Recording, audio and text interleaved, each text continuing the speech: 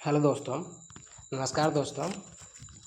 आज के इस वीडियो में हम लोग पढ़ेंगे या जानेंगे किनके बारे में, प्रेमचंद के बारे में। उनकी जीवनी को देखेंगे, उनके बायोग्राफी को पढ़ेंगे और जानेंगे कि उनका जीवनी में क्या उनका संघर्ष, उनका लाइफ। और देखिए, किसी भी व्यक्ति का जब हम लोग बायोग्राफी पढ़ते हैं तो हम लोग सिर्फ बायोग्राफी उनको जानते नहीं हैं, उनका कंडीशन, उनका परिस्थिति, उनका सोच, वो सब कुछ हम लोग जान लेते हैं बायोग्राफी में। तो बायोग्राफी किसी भी व्यक्ति का हो, जानना ज़रूरी चाहिए, क्योंकि उससे हम लोगों को बहुत कुछ सीखने को मिलता है।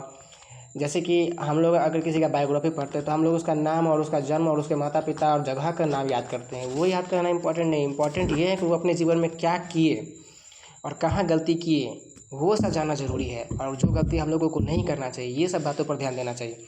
तो आज की वीडियो में हम प्रेमचंद के बारे में पढ़ेंगे, मुंशी प्रेमचंद के बारे में, उनके बारे में जानेंगे, उनकी जीवनी को जानेंगे और उसकी जीवनी को ही जानेंगे। अगले अध्याय में या अगले वीडियो में हो सकता है तो उनकी अध्याय जो वो लिखे हैं उसको पढ़ेंगे। तो फिलहाल अभी आपके समक्ष एक कोट है जो जे कृष्णमूर्ति का है। किनका है?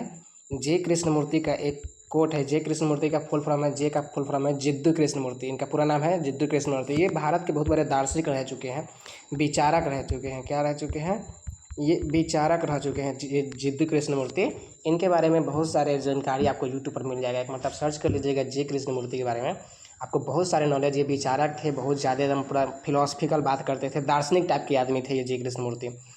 तो उन्हीं का एक कोट है हम लोगों के सामने। उचित शिक्षा का अर्थ है प्रज्ञा को जागृत करना। उचित शिक्षा का अर्थ क्या होता है? अच्छा ज्ञान का, अच्छा शिक्षा का अर्थ क्या होता है? उनकी किसी भी व्यक्ति को जब जो शिक्षा ग्रहण करे तो उसके अंदर जो प्रज्ञा है, चिंतन शक्ति, चिंतन मनन करने की जो ऊर्जा है, उसको जागृत करना। क्या करना? उसको जागृत करना। समन्वित जीवन का पोषण करना, समन्वित जीवन का पोषण करना। केवल ऐसी ही शिक्षा एक नवीन संस्कृति, और केवल ऐसी ही शिक्षा जो होगी वो एक नवीन संस्कृति तथा शांतिमय विश्व की स्थापना कर सकेगी। और ऐसी ही शिक्षा शांतिमय विश्व की स्थापना कर सकेगी, शांतिमय विश्व की स्थापना कर सकेंगे। तो ये सब इम्पॉर्टेंट है। आप लोग इसके कोट को देख करके आप लोग समझ गए होंगे कि मेरा जिद्दू कृष्णमूर्ति का कहने का इंटेंशन क्या, वो क्या बतलाना चाह रहे हैं। तो चलिए, अब जिद्दू कृष्णमूर्ति की इनकी कोट को हम लोग समझ चुके हैं। अब आगे बढ़ते हैं और मुंशी प्रेमचंद जी के बारे में, उनकी बायोग्राफी के पढ़ते हैं, उनके बारे में जानते हैं और उनसे कुछ सीखते हैं, उनके बायोग्राफी से कुछ सीखते हैं। तो चलिए शुरू करते हैं।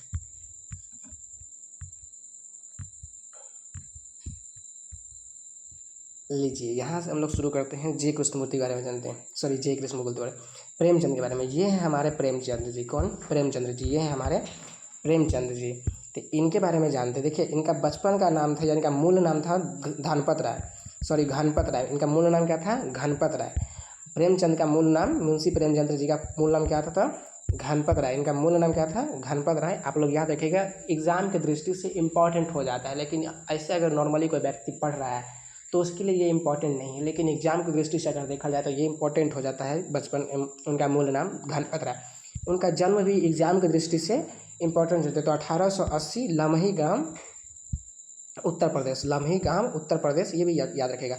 उनकी प्रमुख रचना है, ये सब आपको एग्जाम की दृष्टि से, ये एग्जाम दैट मीन्स एग्जाम कहने का मतलब है कि ये सब एग्जाम एसएससी एमटीएस से लेकर के यूपीएससी से लेकर के नेट जेआरएफ तक सब कुछ एग्जाम में, ये सब एग्जाम में इंपॉर्टेंट हो जाती है इनके प्रेमचंद जी के बारे में। तो इनका जन्म हुआ था 1880 लम्ही ग्राम, उत्तर प्रदेश। ठीक है। इनकी प्रमुख रचनाएं क्या कहें तो सेवा सदन, प्रेमाश्रम, रंगभूमि, निर्मला, कायाकल्प, गबन, कर्मभूमि, गोदान, उपन्यास, कुछ उपन्यास है। उनके कुछ उपन्यास भी है जो है साजे वतन, मानसरोवर, 8 खंड में इनकी है साजे वतन मानसरोवर 8 खंड में है। 8 खंड में इनका 8 बुक निकल चुका है साजे वतन का। उसके बाद है गुप्त धन कहानी संग्रह। गुप्त धन क्या है?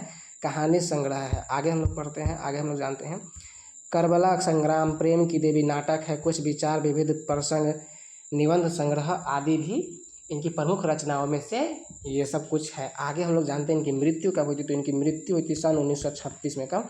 याद रखिएगा, 1936, 1936, 1936 में इनकी मृत्यु हुई थी। आगे हम लोग जानते हैं, आगे इनके बारे में और भी बहुत बारीकी से जानकारी दी गई है, तो उनको हम लोग पढ़ते हैं।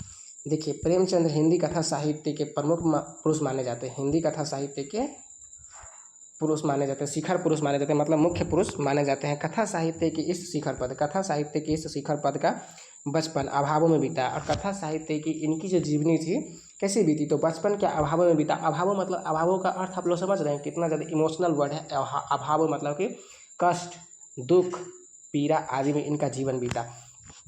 स्कूली शिक्षा पूरा करने के बाद, स्कूली शिक्षा उन्होंने एक स्कूली की शिक्षा पूरा कर ली। उसके बाद पारिवारिक समस्याओं के कारण जैसे तैसे बीए तक की पढ़ाई की उन्होंने। कौन? प्रेमचंद्र जी जो है, उनके जीवन, उनके जो पारिवारिक स्थिति अच्छा न रहने के कारण, फाइनेंशियल कंडीशन यानी कि आर्थिक जीवन, उनके परिवार का आर्थिक जीवन अच्छा न रहने के कारण उनकी जो पढ़ाई थी वो चरमर थी, बहुत ज़्यादा बेहतर पढ़ाई नहीं थी। तो पारिवारिक समस्या के कारण जैसे तैसे बीए तक की पढ़ाई की। कहाँ तक की? बीए तक ही पढ़े थे। अंग्रेजी में एमए करना चाहते थे। और प्रेमचंद जी जो थे ये अंग्रेजी में मास्टर ऑफ, अंग्रेजी मतलब इंग्लिश लिटरेचर में master of arts master of arts करना चाहते थे। ठीक है, लेकिन जीवन यापन के लिए नौकरी करनी पड़ी। लेकिन उनको जीवन यापन के लिए नौकरी करनी पड़ी। सरकारी नौकरी मिली भी, लेकिन महात्मा गांधी के असहयोग आंदोलन में सक्रिय होने के कारण त्यागपत्र देना पड़ा। और उनको सरकारी नौकरी मिली थी। किनको? प्रेमचंद्र जी को सरकारी नौकरी मिली थी, लेकिन महात्मा गांधी, किनके कारण? महात्मा गांधी के कारण असहयोग आंदोलन में, महात्मा गांधी के कारण असहयोग आंदोलन में सक्रिय होने के कारण त्यागपत्र देना पड़ा। उनको सरकारी नौकरी से त्यागपत्र देना पड़ा। राष्ट्रीय आंदोलन से जुड़ने के बावजूद लेखन कार्य सुचारू रूप से चलता रहा। और राष्ट्रीय आंदोलन में जुड़ने के बावजूद लेखन कार्य में उनका जो लेखनी था उनको बंद नहीं किया, वो लिखते रहे, सुचारू रूप से चलता रहा। पत्नी शिवरानी देवी, याद रखेगा उनकी पत्नी का नाम था शिवरानी देवी, साथ अंग्रेजों के खिलाफ आंदोलन में हिस्सा लेते रहे। और साथ उनकी पत्नी भी जो थी वो भी अंग्रेजों के खिलाफ आंदोलन जो होता था उसमें भाग लेते रहे। उनके जीवन की राजनीतिक संघर्ष उनकी रचनाओं में सामाजिक संघर्ष बनकर उभरा, जिसमें जीवन अर्थात आदर्श दोनों था। उनका जो सामाजिक संघर्ष था वो बनकर उभरा। क्या उभरा?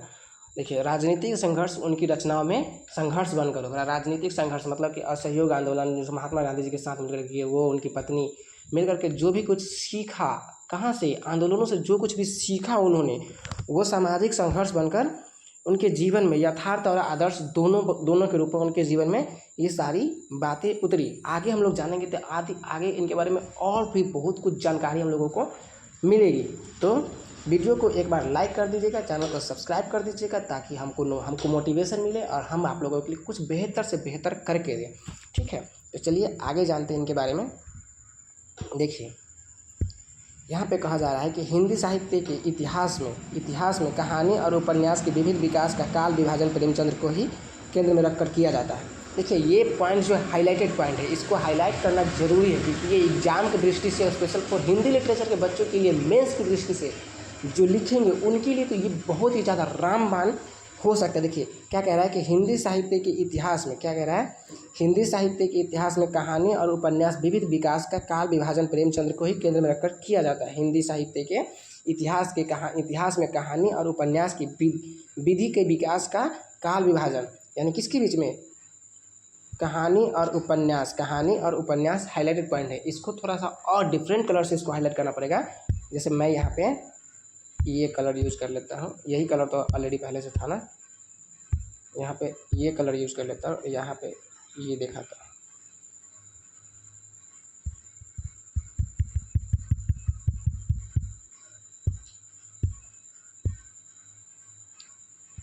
कहानी और उपन्यास कलर अच्छा नहीं है। कहानी और उपन्यास विधि के विकास का काल विभाजन प्रेमचंद्र को ही केंद्र में रखकर किया जाता है। प्रेमचंद्र जी के बारे में कहा जा रहा है। देखिए, गौर से देखिएगा। प्रेमचंद्र किनके बारे में बात किया जा रहा है? प्रेमचंद्र के बारे में। प्रेमचंद्र पूर्व युग, प्रेमचंद्र युगांतर युग कहा जाता है। प्रेमचंद्र का जो युग है वो प्रेमचंद्र युगांतर युग कहा जाता है। यह प्रेमचंद्र के निर्विवाद महत्व का एक स्पष्ट प्रमाण है, और यह जो है प्रेमचंद्र के विनिर्माण महत्व का एक स्पष्ट प्रमाण है। वस्तुतः प्रेमचंद्र पहले रचनाकार है। वस्तुतः प्रेमचंद्र जी जो है पहले रचनाकार है, जिन्होंने कहानी और उपन्यास विधि को कल्पना और रामायणीय के धुंधलके आप लोगों को जो बेहतर लगता है वो आप पढ़ लीजिएगा, मेरे को समझ में नहीं आया। धुंधलके से निकलकर यथार्थ ठोस की जमीन पर प्रतिष्ठित प्रतिष्ठित किया, अपने आप को निकाल कर यथार्थ की ठोस जमीन पर प्रतिष्ठित किया, यथार्थ जमीन से जुड़कर कहानी किस्सा गोई तक रहकर पढ़ने पढ़ाने की परंपरा से भी जुड़े। कौन? प्रेमचंद्र जी। उनकी इसमें उनकी हिंदुस्तानी इसमें उनकी हिंदुस्तानी, हिंदी, उर्दू मिश्रित हिंदी और उर्दू मिश्रित भाषा का विशेष योगदान रहा। हिंदी और उर्दू का मिश्रित भाषा का विशेष योगदान रहा। उनके यहाँ हिंदुस्तानी भाषा अपने पूरे टाट बाट के और जातीय स्वरूप के साथ आई। उनके यहाँ जो था हिंदुस्तानी भाषा कहने का क्या मतलब? प्रेमचंद्र के समय में हिंदुस्तानी भाषा कहने का मतलब हिंदी और उर्दू का मिश्रित गुण हिंदुस्तानी भाषा, ये बात कही जा रही है। टाट बाट और जातीय स्वरूप के साथ आई। आगे से फिर से शुरू करते हैं क्योंकि वीडियो बहुत लंबा हो जाएगा, तो फिर वीडियो आप लोग देखेंगे नहीं, आप लोग इसको स्किप करेंगे और इस रील्स देखने चले जाएंगे। इसीलिए ज़रूरी है कि वीडियो को शॉर्ट बनाया जाए ताकि ज़्यादा से ज़्यादा व्यूज आए और मेरे को सपोर्ट मिले। ठीक है, मिलते हैं नेक्स्ट वीडियो में, तब तक के लिए जय हिंद, जय भारत।